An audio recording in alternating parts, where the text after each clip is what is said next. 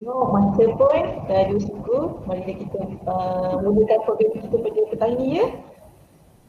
Okay. Bismillahirrahmanirrahim. Assalamualaikum warahmatullahi wabarakatuh dan salam sejahtera. Apa khabar semua? Rekan bawah 9 orang pada petang ini. Saya harap yang ada ni sihat-sihat belaka ya. Okey, bagi memberkati program pagi petang ini, marilah kita bersama-sama membuka bersama membaca umur kita Al-Fatihah. Amin,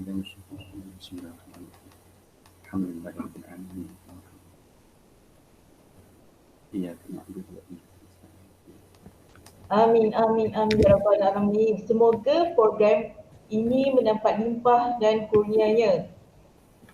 Terima kasih kepada semua yang sudi meluangkan masa bersama kami pada petang ini dalam program Read the Book, Start the Talk yang berjalan secara siaran langsung melalui Google Meet. Program ini adalah program kerjasama antara Mitasa dan Perwani. Okey, sebelum ini kita mulakan program ini, mohon kerjasama semua yang ada dalam ini untuk share link. Semoga lebih ramai lagi yang mendapat manfaat daripada program petang ini. Okey. Untuk makluman kepada penonton yang ingin bertanyakan soalan, pandangan dan masalah, bolehlah type di luaran chat dan sekiranya ada masa kita akan membaca pandangan dan masalah ataupun apa-apa yang anda nak luahkan dalam luaran chat itu. Okey. Baiklah tuan-tuan dan puan-puan sekalian.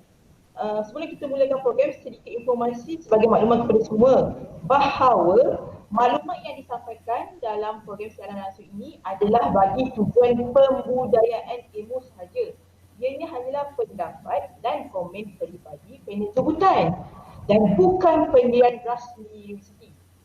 Pihak universiti tidak bertanggungjawab mengenai komen dan pendapat yang dikeluarkan dan disampaikan.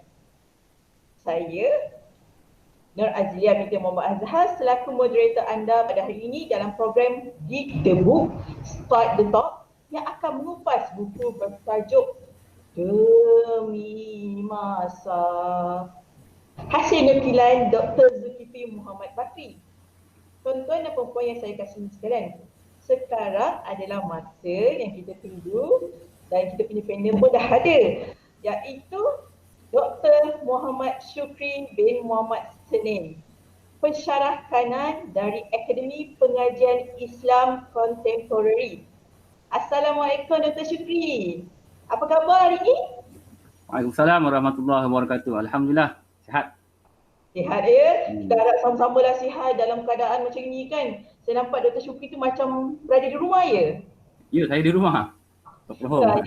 Saya rasa ramai juga rakan-rakan kita ada di rumah. Kita tunggu je lah. Dengan ini, tanpa kita membuang masa, saya mempersilakan Dr. Syukri untuk berkongsi dan mengupas buku yang bertajuk Demi Masa. Okey, silakan Dr. Syukri. Okey, Assalamualaikum warahmatullahi wabarakatuh. Alhamdulillahirabbil alamin wassalatu wassalamu ala asyrafil anbiya'i wal mursalin. Salawatullahi wassalamuhu ala nabiyil amin wa ala alihi wa ashabihi ajma'in. Okay, terima kasih banyak-banyak kepada Puan Moderator, Puan Nur Azlia Muhammad Azhar, selaku moderator kita pada hari ini, pada petang ni. Jadi pertamanya saya ucapkan syukur kepada Allah SWT dan juga terima kasihlah kepada penganjur dan juga penyelaras program Read the Book, Start the Talk yang mana telah memberi peluang dan juga menjemput saya lah untuk berkongsi berkaitan satu buku pada program petang ni. Dan terima kasih juga kepada rakan-rakan yang berada dalam kita punya sesi perkongsian pada petang ni. Mudah-mudahan perkongsian kita pada petang ni, jikalau ada kekurangan bolehlah ditambah-tambah oleh rakan-rakan yang ada di sini. Mudah-mudahan semakin bercambah lah dia punya perkongsian tadi. Okay, jadi saya akan sharekan slide yang saya dah sediakan.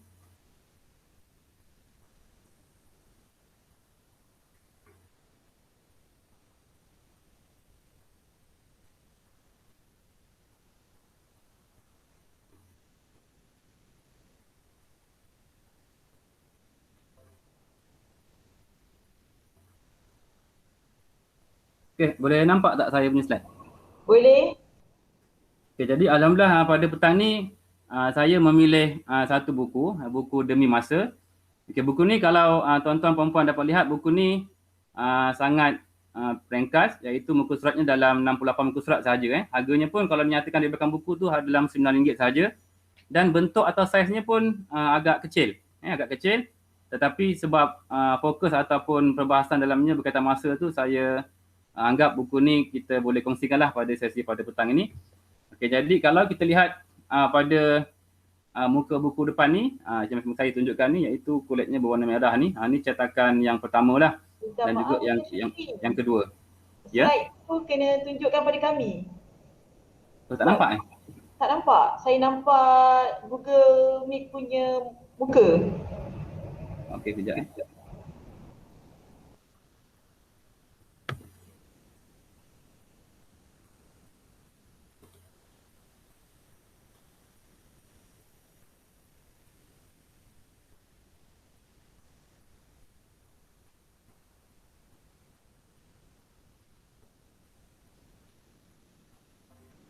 Okey, nampak tak Puan? Ya, ni baru nampak. Okey. Okey, saya mulakan sekali lagi. Okey, kalau ikut buku demi masa yang saya nak kongsikan pada petang ni, ni muka depan dia, iaitu ada dipaparkan penulisnya, iaitu Dr. Zulkifli Al-Bakri. Okey, sebelum saya teruskan, saya ada tuliskan catakan di sini berkaitan buku ni. Buku ni demi masa dicetak oleh BS Print, kemudian diedar oleh PTS. Okey, terbitan atau cetakan pada kali pertamanya adalah pada 2013. Dan kemudian pada tahun yang sama juga dicetak untuk kali yang kedua. Ni kalau tempoh dalam setahun ni cetakan 2 kali, bermaksud ada sambutan yang agak menggalakkan juga. Okey, sebelum saya teruskan, saya nyatakan di sini sedikitlah berkaitan maklumat penulis. Okay, kita semua pun sedia maklum berkaitan penulis ni, iaitu Dr. Zulkifli Al-Bakri, yang mana sekarang ni beliau ni telah pun menjawat sebagai senata dan telah pun dianugerahkan pangkat Datuk Seri lah. Dan sekarang sebagai Menteri Agama, yang mana beliau ni dilahirkan pada tahun 69, mendapat pendidikan peringkat sarjana muda ni di Madinah, kemudian syariah di Damsyik, Syria, kemudian PhD Dr. Falsafah di USM, dan tajuk kajiannya berkaitan mufti dan fatwa, satu analisa terhadap enakmen dan beberapa fatwa pilihan Negeri Sembilan. Ini kemungkinan disebabkan pada ketika ini beliau menjawat sebagai jawatan mufti, dan kajiannya pun berkaitan mufti dan fatwa lah. Okay, semasa penulis ni berada rehlat ilmiah ataupun ketika menuntut ilmu di Madinah dan juga di luar negara sana, di Syria dan sebagainya, dalam kesempatan yang ada ni, penulis ni iaitu Dr. Zulkifli Al-Bakri sempat bertalaki dan musyafahah, bermaksud menuntut ilmu secara bersemuka dengan tokoh-tokoh ilmuwan Islam di luar sana lah. Antaranya sebagainya yang dinyatakan di sini, Syekh Muhammad Ali Astani, Syekh Abdul Muhsin bin Hamad Al-Abbad, Syekh Rusdi bin Salim Al-Qalam, kemudian Al-Shankiti, Al-Muhaddis Abdul Qadir Al-Na'ud, Syekh Profesor Dr. Muhammad Abdul Latif Soleh Al-Farfur, Syekh Profesor Dr. Mustafa Al-Khin, Syekh Profesor Dr. Muhammad Sa'id Ramadan Al-Buti, dan Syekh Profesor Dr. Wahbah Mustafa Az-Zuhaili. Jikalau yang last ni agak menarik untuk kita lihat ni. Sehingga kini beliau telah menulis lebih 300 buah buku. 300 buah buku meliputi pelbagai bidang dalam pengajian Islam. 300 buah buku dalam usia, jikalau kita lihat umurnya tadi, dilahirkan pada 69, sekarang 2021 dalam 52 tahun lah. Bermaksud dalam umur 52 tahun ni telah menghasilkan atau menulis lebih daripada 300 buah buku lah. Kemudian beliau ni berpengalaman luas dalam pengurusan, pentadbiran, institusi kefatwaan, yang membolehkan beliau ni melakukan siri-siri kejayaan semasa menjawat jawatan mufti wilayah persekutuan. Ini saya petiklah berkaitan biodata penulis ni daripada website penulis sendiri. Kemudian dalam buku yang ringkas ni, penulis ada menyatakan yang pertamanya, penulisan karya ni, iaitu tajuk buku demi masa ni, adalah semata-mata untuk menyadarkan diri sendiri. Sebagai penulis, merasakan untuk sebagai kesedaran lah, mengambil motivasi daripada tulisan sendiri untuk menyadarkan diri sendiri, mengajak masyarakat sama-sama memahami erti masa. Jika kita lihat masa ni memang sesuatu yang sangat penting lah. Masa ni adalah makhluk dan Allah yang menciptakan masa. Maka semua makhluk tu memang terikat dengan masa. Semua makhluk terikat dengan masa, manusia terikat dengan masa, dan pergerakan malam dan siang pun terikat dengan masa, segala-galanya terikat dengan masa. Jadi, yang kedua ni antara sebabnya ialah sebagai motivasi, pemberi semangat menggunakan sepenuh masa dengan perkara bermanfaat, tidak sia-sia. Dan yang ketiga, menjadi motivasi dengan merujuk tingkah laku dan sikap orang yang berjaya menggunakan memelihara masa.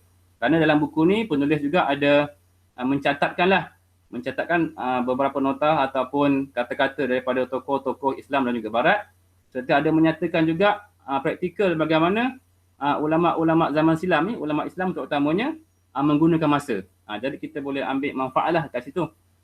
Okey, kemudian bagaimana cara penulisan Dr. Zulkifli Al-Bakri dalam buku yang ringkas ini, buku Demi Masa, iaitu yang pertamanya penulisan tematik, maksudnya tematik berkaitan temanya ialah demi masa. Jadi semua kandungannya fokus berkaitan dengan masa lah. Kemudian disusun, yang pertamanya ada mukadimah dia, permulaan, kata-kata aluan. Kemudian ayat Al-Quran, iaitu ayat Al-Quran ni berkaitan dengan suratul asri lah, demi masa. Kemudian ayat Al-Quran tadi ditafsirkan dengan beberapa tafsir. Kemudian yang keempat, penulis membawakan hadis-hadis Nabi SAW berkaitan masa. Kemudian penulis menyatakan kata-kata tokoh. Kata-kata tokoh ni penulis mengambil daripada tokoh-tokoh Islam dan juga tokoh-tokoh Barat lah. Kemudian penulis ni membawakan contoh melalui penceritaan tokoh-tokoh ulama Islam berkaitan bagaimana mereka tu menggunakan masa-masa mereka secara bermanfaat. Kemudian yang ketujuh praktikal lah, praktikal penggunaan masa oleh tokoh-tokoh tersebut. Kemudian penutup dan ada rujukan bibliografi. Okey, jadi pada muka-muka yang awal tu, penulis ada membawakan satu kata-kata daripada Ibnu Mas'ud yang merupakan sahabat Nabi SAW ni. Yang mana Ibnu Mas'ud mengatakan, tiada apa yang aku kesalkan dalam sehari ketika terbenamnya matahari selain daripada umurku menjadi pendek sedangkan amalanku tidak bertambah. Bermaksud para sahabat dulu, terutamanya Ibnu Mas'ud ni mengatakan bahawa beliau sangat-sangat kesal dan menyesal sekiranya hari ataupun pergerakan hari itu yang semakin hari semakin habis, semakin habis, semakin bertambah hari semakin habis. Dengan pergerakan hari yang bertambah tadi amalannya tidak bertambah. Jadi mereka sangat menyesal kerana mereka beriman hari-hari ataupun masa-masa itu sangat penting dan sangat bermanfaat lah untuk kelangsungan hidup di akhirat nanti, ada imbuhan dia lah. Kemudian kalau semua dapat lihat di sini saya ada tunjukkanlah kandungan buku ni, buku yang ringkas ni, ada 67 muka surat. Yang pertama mukadimah tadi saya nyatakan, kemudian tafsir, kemudian penulis ada bawakan dalil-dalil daripada hadis berkaitan masa, kemudian mutiara kata dan hikmah, ada tokoh Islam dan tokoh Barat. Kemudian prihatin dan cakna ulama terhadap masa. Di sini penulis membahagikan prihatin dan cakna ulama tu ada di kalangan ulama atau tokoh ilmuwan Islam zaman silam ni. Mereka ni terlalu cakna dan prihatin sangat berkaitan dengan pembelajaran, kemudian pengajaran, pembacaan, mengarang dan berkarya dan juga beramal ibadah. Dan seterusnya yang kelima, penulis ada menunjukkanlah cara ulama silam ni bagaimana mereka membagikan masa sehingga kalau kita lihat hasil-hasil karya mereka, ulama-ulama yang sangat menekankan masa untuk berkarya ni menghasilkan karya-karya yang bukan sedikit, malahan banyak dan berjilid-jilid hasilnya. Jadi mereka tu mengamalkan masa yang sangat bermanfaat lah. Kemudian ada penutup dan ada bibliografi. Kemudian kita pergi satu-satu lah daripada isi-isi dalam buku ni. Yang pertama, penulis ada menyatakan berkaitan tafsir surah Al-Asri, suratul Asr. Yang mana dalam suratul Asri ni, sebelum kita teruskan, saya baca dulu lah suratul Asri ni, iaitu surahnya ada 3 ayat saja. A'udzubillahi minasyaitonirrajim. Bismillahirrahmanirrahim. Wal 'asr innal insana lafi khusr illa alladhina amanu wa 'amilus solihat wa tawasaw bil haqqi wa tawasaw bis sabr. Sadaqallahul azim. Jadi 3 ayat suratul Asr ini walaupun ringkas, boleh saya baca sekejap? Ustaz, saya nampak dekat bahagian bawah tu ada translate caption. Boleh Ustaz turn off caption tu tak dulu? Okey, kejap Ya, tak apa.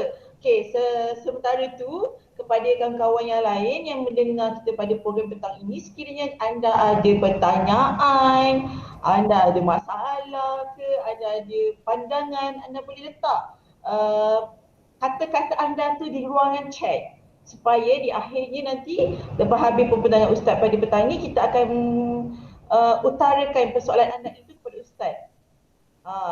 Jadi bolehlah kepada rakan-rakan dekat chat ke sama-sama itu boleh juga rakan-rakan yang lain kongsi kita punya perkongsian link ini kepada rakan kita yang lain pula supaya ramai-ramai, lebih ramai lagi yang dapat manfaat daripada program ini. Sebab apa? Demi masa.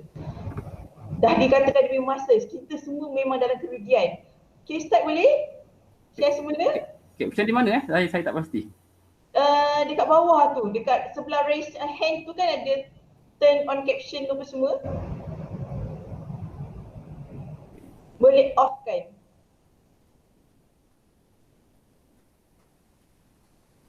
Present now, sebelah present now kan ada CC tu. Okay. Turn off kan? So Ustaz bolehlah present semula kepada kami. Okay, sekejap Tak apa. Boleh ambil masa lagi.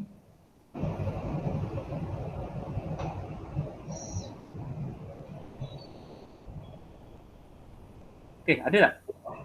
Okey, dah tak ada dah. Boleh Ustaz teruskan Okey, saya teruskan seterusnya. Berkaitan tafsir suratul Asri yang 3 ayat tadi saya baca. Okay, jadi dalam surah ni 3 ayat, penulis menyatakan ada 3 perkara lah yang sangat penting dalam surah ni. Yang pertama, penulis menyatakan berkaitan tabiat manusia. Tabiat manusia Kalau kita lihat terjemahannya, wal asri, demi masa, sesungguhnya manusia itu dalam kerugian. Jadi kat situ menyatakan tabiat manusia ni, kalau akhlak manusia atau tabiat manusia itu tidak diarah ke arah kebaikan dengan panduan-panduan agama, maka semestinya manusia itu memang akan ke arah kebinasaan dan juga kehancuran. Sebab tu agama datang ni, dan surah ni terutamanya membawa peringatan kepada manusia supaya ikat kita punya nafsu tu ataupun diri kita tu dengan agama supaya tidaklah ke arah kebinasaan. Sebagaimana tabiat manusia semula jadilah, kalau tidak diikat dengan agama, mereka akan lebih fokus ataupun lebih suka ke arah kehancuran dan kebinasaan. Dan yang kedua, ikut nafsu dan juga syaitan. Begitu juga mereka atau manusia yang dalam kerugian tu, kebanyakannya mereka tu terikut-ikut dengan nafsu lah. Nafsu ni, kalau kita sedia maklum, semua sedia maklum, nafsu tu memang innan nafsa la'ammaratun bisu'. Sungguhnya nafsu tu memang suka menyuruh-nyuruh ke arah kerosakan, ke arah keburukan. Jadi manusia tu kerugian yang pertamanya sebab ikut nafsu lah, dan juga terkesan dengan bisikan-bisikan syaitan yang akhirnya akan membawa manusia itu ke arah kebinasaan. Kemudian yang ketiga, isi penting dalam surah ni, iaitu kedua-dua yang pertama tadi, 1 dan 2 tu, kebinasaan untuk manusia yang terikut dengan hawa nafsu dan syaitan tu. Ada juga manusia yang terselamat ataupun diselamatkan oleh Allah Subhanahu Taala kerana mereka itu menghiaskan diri mereka itu dengan tabiat ataupun akhlak yang baik. Mereka jadi manusia yang diselamatkan oleh Allah tu, mereka itu berakhlak dengan akhlak yang baik. Mereka itu juga beriman, meyakini apa-apa juga yang Allah turunkan, dan mereka itu beramal soleh dan saling menasihati kebenaran dan kesabaran. Jadi yang ketiga ni yang paling penting lah. Maksudnya manusia yang lalai dengan masa tadi, rugi dengan masa tadi, tetapi hanya manusia kategori 3 ni sahaja yang terselamat dan Allah selamatkan, iaitu mereka yang berakhlak baik, beriman dengan sebenar-benar keimanan, kemudian selepas iman mereka beramal soleh dan saling menasihati kebenaran dan kesabaran. Berkaitan kebenaran ni, penulis ada menyatakan pandangan-pandangan daripada ulama lah. Yang dimaksudkan dengan saling menasihati kebenaran ni bermaksud menasihati ke arah tauhid, iaitu mengesahkan Allah. Yang kedua, mereka memberikan pandangan iaitu menasihati ke arah Al-Quran. Kerana Al-Quran tu membawa banyak isi-isi kebenaran di situ. Maka saling menasihati berkaitan dengan Al-Quran. Dan yang ketiga, saling menasihati kebenaran tu bermaksud Allah SWT lah. Yang kesabaran juga ada 2, iaitu menasihati kesabaran dalam melakukan ketaatan. Biasa kita ni, kalau dalam melakukan ketaatan ni, contohnya nak solat pun, nak puasa, kita kena banyak bersabar. Contohnya kalau puasa nak hampir dekat ni, kalau kita terikut dengan kita punya kehendak, haus dan lapar, kalau kita tak sabar, kita akan terkecundang lah dengan nafsu tadi. Dan yang keduanya, sabar dalam menjauhi perkara-perkara maksiat dan kejahatan lah. Kena banyak bersabar juga di situ. Okay, kemudian selepas tu penulis bawakan juga dalil-dalil hadis berkaitan masa. Kalau kita nak rujuk satu-satu hadis dalam koleksi kitab-kitab hadis Nabi, sangat banyaklah. Tapi sebabkan buku ni ringkas saja, kerana penulis dalam buku ni ada menyatakan beliau ada petik kata-kata daripada penulis Dr. A'id Al-Qarni tu, mengatakan bahawa masa ni semakin laju pergerakan dia, maka kena sama-sama juga seiring dengan pergerakan masa yang laju tu, jikalau 100 perkataan yang ditype tu, yang ditulis, maka ringkaskanlah menggunakan perkataan-perkataan ataupun ayat-ayat yang mudah faham sahaja. Mungkin dengan kata-kata tu, itu yang penulis meringkaskan saja dalam buku ni, supaya matlamat tu ringkas tapi dapat dipahami dan dapat dijadikan sebagai panduan lah untuk kita sama-sama menghayatinya. Okay, dan dalam buku yang ringkas ni, penulis hanya masukkan 4 hadis saja, 4 hadis Nabi. Tapi saya petik sini satu saja, hadis yang biasa kita dengar. Dan telah pun dilagukan oleh kumpulan Raihan kan, berkaitan rebutlah 5 perkara sebelum datang 5 perkara. Iktanim khamsan qabla khamsin, iaitu syababaka qabla haramik, masa muda sebelum datang masa tua. Wasihataka qabla saqamik, masa sehat sebelum datangnya masa sakit kamu. Wa ghinaka qabla faqrik, masa kaya kamu sebelum datangnya masa fakir kamu. Wa faraghaka, masa lapang kamu qabla syughlik, sebelum masa sibuk kamu. Dan wa hayataka, masa hidup kamu qabla mautik, sebelum kematian kamu. Jadi 5 perkara ni memang semuanya berkaitan masa. Berkaitan masa. Kalau lihat pada tafsiran Wal Asri tu, dalam tafsiran ayat pertama, penulis ada membawakan pandangan daripada 2 tokoh mufassir, 2 tokoh tafsir hadis, tafsir ayat Quran. Iaitu pertama, Fakhruddin Ar-Razi, Imam Ar-Razi dalam kitabnya Tafsir Al-Kabir atau Mafatihul Ghaib, yang mana Imam Fakhruddin Ar-Razi ni mengatakan kenapa Allah bersumpah dengan masa? Tak ada benda lain ke Allah nak sumpah kan? Jadi Allah bersumpah dengan masa. Kenapa masa? Kerana Imam Ar-Razi mengatakan masa itu ialah banyak keajaiban. Contohnya yang dinyatakan dalam hadis ni lah. Dalam masa tu ada masa muda, ada tua, ada sakit, ada sihat, ada kaya, ada miskin, ada masa lapang, ada sibuk, ada mati, ada kehidupan. Dalam masa tu keajaiban pada masa. Jadi sebab tu Allah bersumpah dengan masa. Dan pandangan Al-Maraghi ada nyatakan juga kenapa masa? Masa tu kerana masa tu dia menyimpan banyak peristiwa dan kehidupan. Sebab tu Allah bersumpah dengan masa. Dengan peristiwa masa tu, contoh peristiwa jatuh bangunnya sesuatu kerajaan, kekuasaan dan sebagainya. Itu berkaitan dengan hadis ni lah. Berkaitan masa. Banyak lagi hadis lain, tapi saya tak nyatakanlah untuk memendekkan kita punya sesi ni. Satu hadis saja saya bawakan, tapi penulis hanya menyatakan 4 hadis sajalah. Dan berkaitan masa ni juga, penulis ada bawakan satu hadis daripada Sayyidina Ali mengatakan bahawa pada satu ketika kami bersama Rasulullah SAW mengiringi satu jenazah di perkuburan. Kemudian kami melihat Nabi mengambil sebatang kayu dan mengorek-ngorek tanah tu. Kemudian Nabi bangun, Sayyidina Ali melihat janggut Nabi itu basah dengan linang air mata lah. Lalu Nabi bersabda, "Lau ta'lamuna ma a'lamu la dhahiktum qalilan wa la bakaitum katsira." Kalaulah kamu semua ni tahu apa yang aku tahu, maka kamu semua ni pasti akan ketahui sikit je dan banyak menangis. Banyak menangis. Itu contohnya berkaitan masa lah. Berkaitan masa maksudnya masa tu mungkin memang sangat penting, dan kalau kita silap gunakan masa, kesannya pada kita juga. Bukan hanya di dunia tapi di akhirat jugalah. Okay, kemudian lepas bawakan hadis, penulis ni Dr. Zulkifli Al-Bakri ada nyatakan juga catatkan mutiara kata dan hikmah daripada 2 jenis tokoh Islam dan tokoh Barat lah. Okay, banyak kata-kata daripada tokoh Islam, tapi saya mencatatkan di sini 3 sahaja dan juga 2 daripada tokoh Barat. Yang pertama, kalau semua dapat lihat ni, Imam Syafi'i mengatakan berkaitan masa, dia kata waktu tu seperti pedang. Jikalau pedang tu kita tak menghunus dia, maka pedang tu yang akan memancung kita.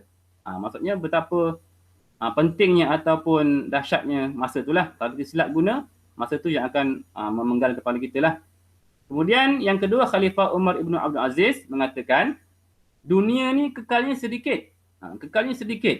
Contohnya kata kalau orang tu sihat dan dia berkekalan kesihatan itu sampai meninggal, sikit. Ataupun orang yang pada kecilnya kaya sehinggalah kaya tu sampai dia meninggal pun sedikit, tak ramai, tak banyak. Kerana mulia tu, orang yang mulia kadang-kadang dia akan menjadi hina. Mungkin tahun depan atau mungkin satu masa nantilah.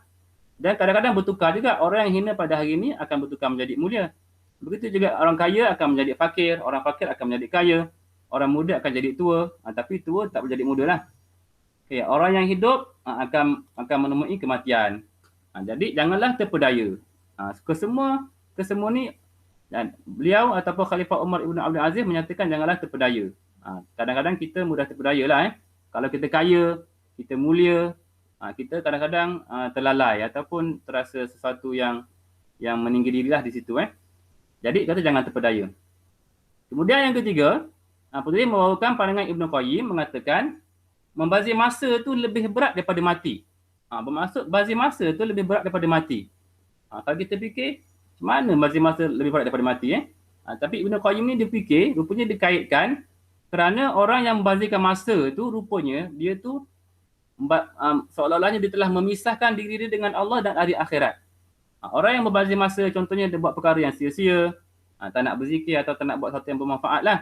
Seolah-olahnya diri dia pada waktu tu, pada masa yang dibazirkan tu, telah memisahkan diri dia dengan Allah dan akhirat. Kerana pada waktu yang dibazirkan tu, pada waktu tu tidaklah dicatat kebaikan ataupun pahala. Jadi dia telah memisahkan diri dengan Allah lah dan hari akhirat. Kemudian kalau mati pula dia kata lebih berat daripada mati. Mati tu dianggap lebih ringan daripada membazir masa kerana mati itu hanya memisahkan kehidupan. Pisahkan hidup je tapi tak pisahkan daripada Allah dan akhirat. Kalau kita fikir, betul juga rupanya pandangan Ibn Qayyim, ulama ni mengatakan memang membazir masa tu lebih berat daripada mati. Kalau kita faham dalam konteks yang lain, bolehlah kita katakan orang yang membazir masa tu lebih baik mati daripada dia membazirkan masa. Kerana kalau hidup pun banyak masanya dibazirkan. Lebih kurang macam itulah kalau kita guna istilah kita. Kemudian penulis ada menyatakan tokoh barat. Tokoh barat banyak juga kata-kata atau pandangan yang dicatatkan oleh penulis ni. Tapi saya petik dua sahaja. Yang pertama, Albert Einstein ni mengatakan tidak pernah fikir tentang masa depan kerana masa depan tu terlalu cepat. Dia tak pernah fikir masa depan kerana masa depan terlalu cepat. Apa yang saya faham kat sini, kemungkinan Albert Einstein ni terlalu banyak dia melakukan sesuatu yang bermanfaat pada masa-masa yang dia ada itu, sehingga dia tak sempat nak fikir tentang masa depan. Tiba-tiba dah sampai dah masa depan. Itu maksudnya dia tidak sempat nak fikir tentang masa depan. Tiba-tiba sampai sahaja masa depan, terlalu cepat. Kemudian yang kedua, George Bernard Shaw mengatakan banyak waktu fikir masa depan sekiranya tidak punya masa hadapan untuk difikirkan. Maksudnya, kalau kita banyak fikirkan tentang sesuatu yang masa depan, fikir-fikir dan terus berfikir, tapi tiadanya tindakan untuk melaksanakan apa yang dipikirkan tu, seolah-olahnya dia pun tidak punya masa hadapan untuk dipikirkan. Maksudnya sia-sia lah. Hanya berfikir sahaja tapi tiada tindakan lantaran daripada pemikiran dia tu, maka sia-sia juga. Itu daripada tokoh barat lah. Okay, lepas tu penulis menyatakan berkaitan prihatin dan cakna ulama terhadap masa.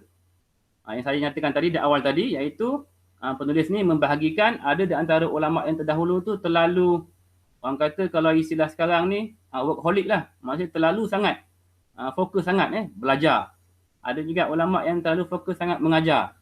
Ada yang terlalu sangat fokus tentang membaca kitab-kitab atau membaca kitab-kitab karya-karya tertentu.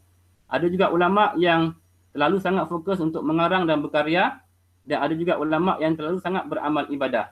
Saya ada buat contoh-contoh kat sini. Saya catat apa yang penulis telah catatkan dalam buku yang ringkas ni. Contohnya, ulama yang fokus terhadap belajar, Abu Yusuf.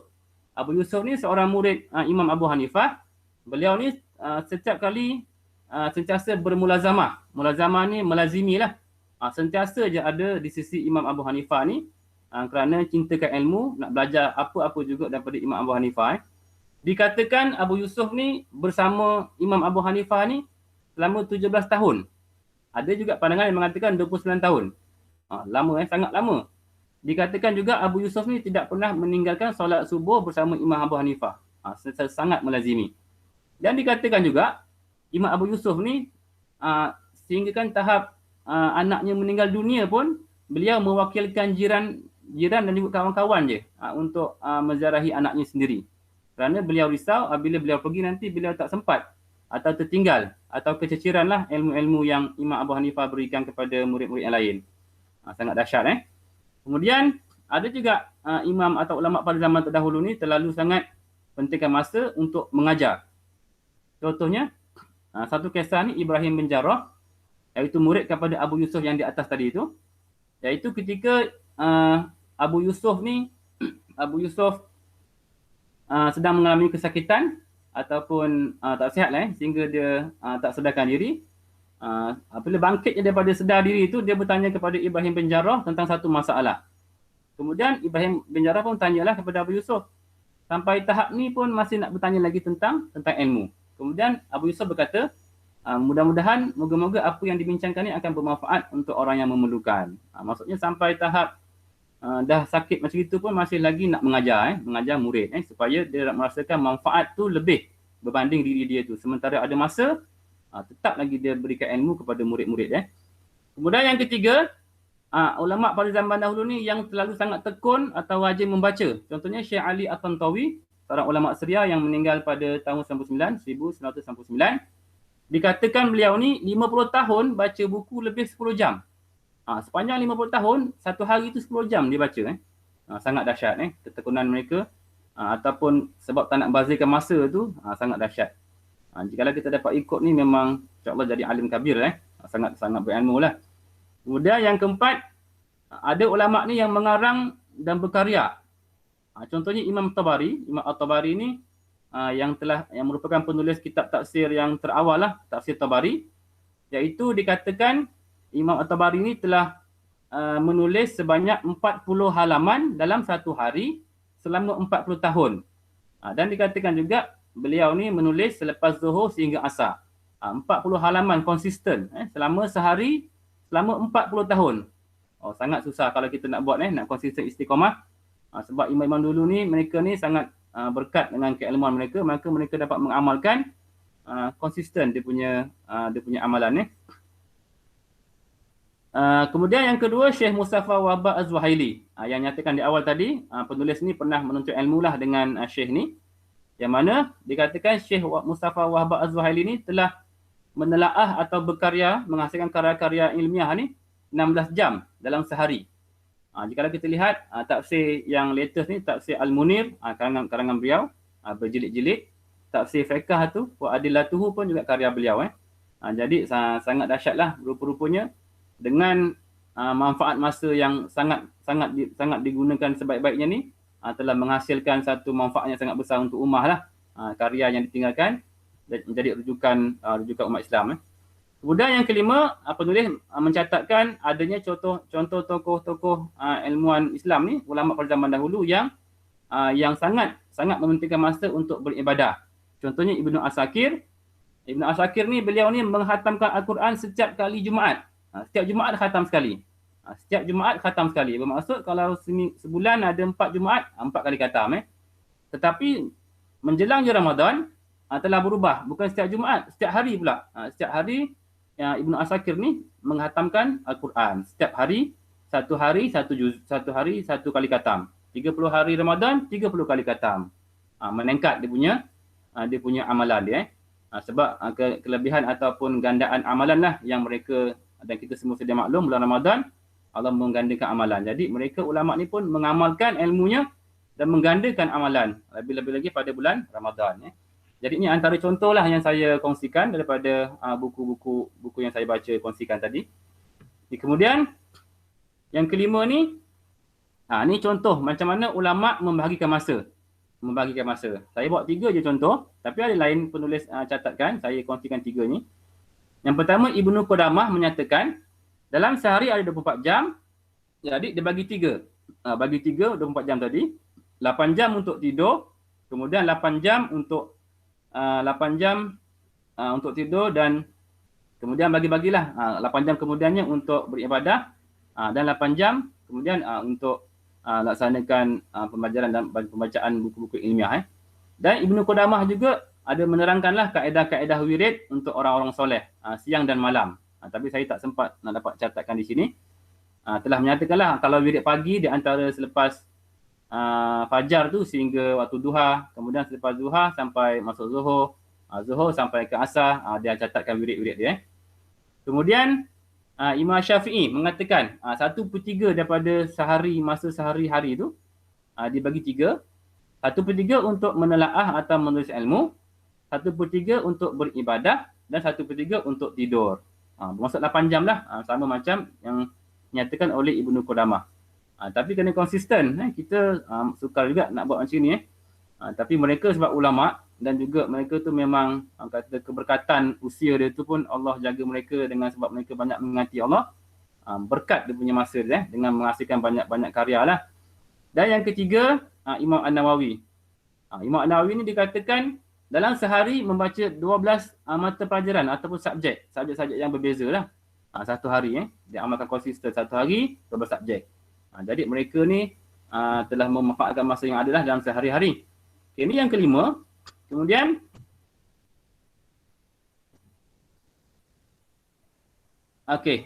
setakat tu sajalah untuk saya punya perkongsian ni. Bermaksud ada 5 yang dikongsikan oleh penulis. Pertamanya berkaitan tafsir surah Al-As. Kemudian penulis membawakan hadis-hadis. Kemudian yang ketiga catatan kata-kata tokoh Islam dan juga Barat berkaitan pentingnya masa. Kemudian yang keempat bagaimana ulama tu cakna dan prihatin dengan masa. Dan yang kelima cara ulama tu membagikan masa. Jadi dalam buku ni dia menyatakanlah secara praktikalnya macam mana nak menggunakan masa mengikut panduan ataupun ulama-ulama yang terdahulu. Okay, rasa setakat tu sajalah yang saya dapat kongsikan, yang saya dapat sharekan nota-nota sedikit atau sebahagian lah daripada nota kandungan buku Demi Masa yang dicatat atau dihasilkan oleh Dr. Zulkifli Al-Bakri. Sebenarnya kan Dr. Syukri, saya rasa kagum. Tadi Dr. Syukri kata buku ni 50 buku surat saja kan? 67 buku surat.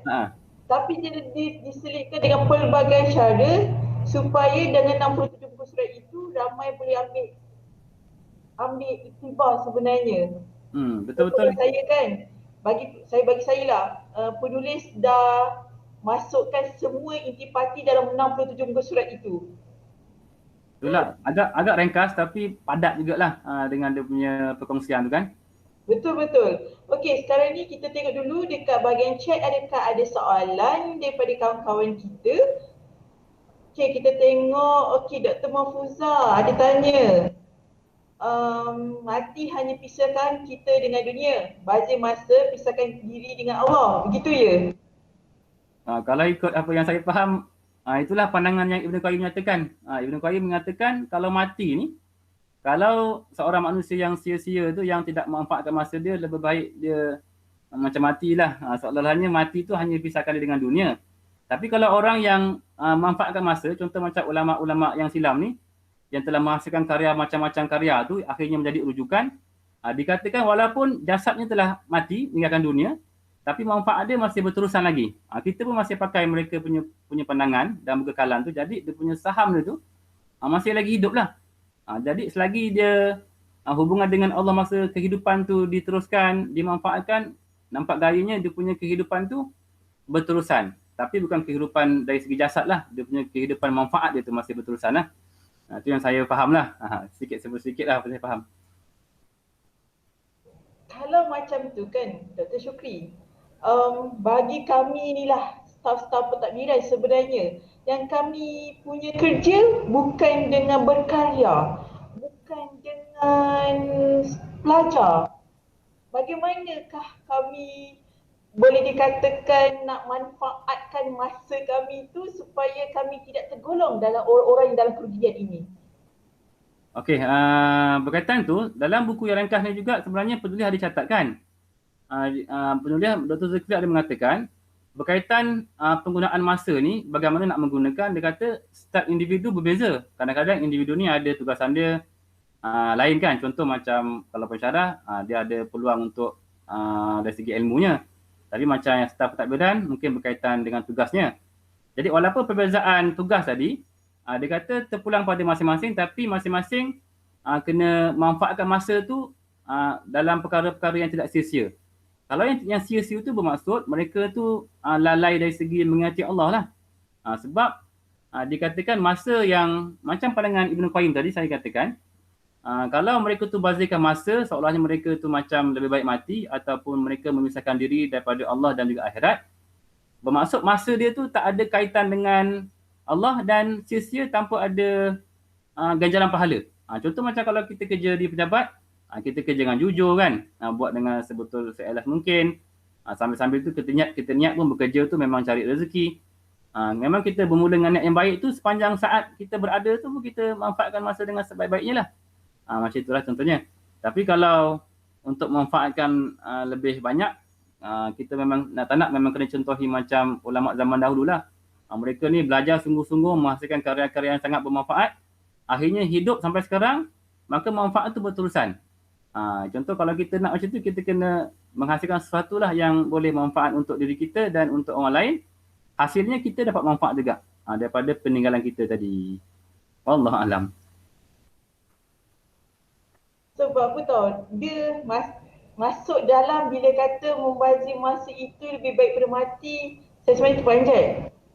Kan, bila dah terperanjat dia macam, saya terfikir, kita akan terfikir balik, adakah hidup kita ni, kita dah bermanfaat dah sepenuhnya. Jadi, bila dah macam gini, sama-samalah kita muhasabah diri, maksudnya Ramadan ini dah bertukar ke, jadi lebih baik ke, betul tak Dr. Syukri kan? Okey, selain daripada itu, kawan-kawan yang lain, adakah anda mempunyai nak tanya ke? Nak apa? Kita kena, boleh tanya sekarang. Kat chat sama ada, kalau kata ada yang ada boleh cakap, boleh tanya pada kami. Supaya, bukan kami, pada Dr. Syukri, supaya Dr. Syukri boleh menjawab soalan. Macam saya jawab, saya je lah. Saya pun perlukan pandangan kawan-kawan ni. Rakan-rakan mungkin ada pandangan lain ataupun ilmu lain tambahan kan untuk kita punya perkongsian ni. Boleh dipersilakanlah kongsi. Betul. Tak kisah kita ada pandangan apa, siapa nak cakap ke apa. Saya rasa sekarang ni ramai sebenarnya kita kejar. Hari ni banyak program kebetulan keluar. Jadi kita harapkan lepas ni kita akan bagi video recording ini kepada rakan-rakan supaya ilmu yang ada hari ini disampaikan walaupun mereka tak dengar pada hari ini. Okay. Kalau jika tak ada apa-apa nak tanya, Google Form pun untuk isi boleh dah ada di ruang chat. Dan dengan demikian, Alhamdulillah, semoga dengan perkongsian Dr. Syukri dari buku yang bertajuk Demi Masa dari Dr. Zulkifli Muhammad Al-Baqi dapat dimanfaatkan oleh semua pendengar program ini insyaAllah. Okey, untuk pengetahuan kawan-kawan juga, di PTDI ada 16 judul hasil nukilan Dr. Zulkifli Muhammad Al-Baqi. Sekiranya anda nak pinjam buku-buku beliau, boleh datang ke PTDI ataupun PM saya untuk dapatkan buku tersebut. Okey. Tuan-tuan dan puan-puan sekalian, kita telah sampai ke penghujung program. Saya bagi pihak tim Read the Book, Start the Talk mengucapkan jutaan terima kasih kepada Dr. Syukri kerana sudi menjadi penyerbutan dalam program ini. Okey, sebelum saya menentukan program, sesungguhnya yang baik itu datang daripada Allah Ta'ala dan yang buruk itu datang daripada kekhilafan diri. Terima kasih kerana sudi meluangkan masa buat para viewers semua. Sehingga kita berjumpa lagi di program Read the Book, Start the Talk pada masa akan datang. Okey, Assalamualaikum. Bye.